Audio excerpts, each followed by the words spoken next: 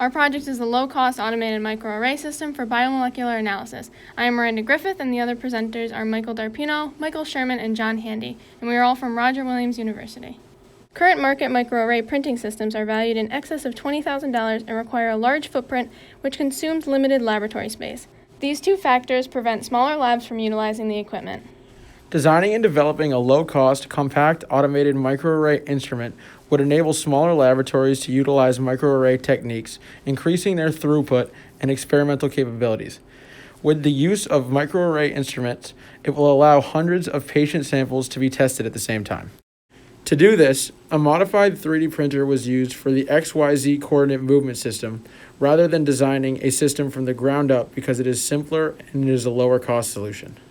The extruder will be replaced by a dispensing mechanism composed of parts 3D printed prior to dismantling the printer. A user will insert a 1 milliliter syringe into the mechanism where a stepper motor will rotate a lead screw slowly and cause the syringe to release small, controlled, and consistent droplets onto the microscope slide. By using A4988 stepper motor drivers in conjunction with an Arduino and adjusting the on-chip potentiometer to account for rated currents, it is possible to control the stepper motors designated for dispensing as well as movement. Processing IDE is utilized to create a simple GUI that allows for user input of row and column values while also displaying the appropriate array output. In order to create an all-in-one machine, a Raspberry Pi will be used in place of a conventional laptop, and a 7-inch touchscreen display will be used as a viewing device for the user. The final device will be enclosed as shown here to protect the user and the electronic components using acrylic and 80/20 supporting structures. By providing tools to produce microarrays quickly and consistently, smaller laboratories have the power to test multiple bioreceptors simultaneously, saving time and sample volume.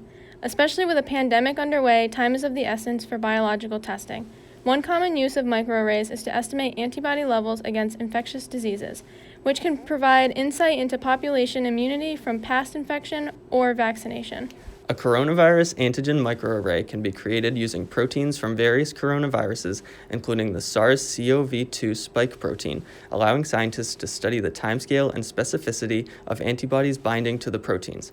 This is helpful to understand the behavior of the antibody-protein interaction and important in the development of diagnostics and vaccines. With low-cost microarray technology, this ability becomes accessible to more laboratories who can then make intellectual or physical contributions, such as tests or vaccines, towards getting us closer to beating the pandemic. We would like to thank our advisor, Allison Marn, for her guidance, and Roger Williams University's School of Engineering, Computer Science, and Construction Management, and the Provost Fund for providing financial support.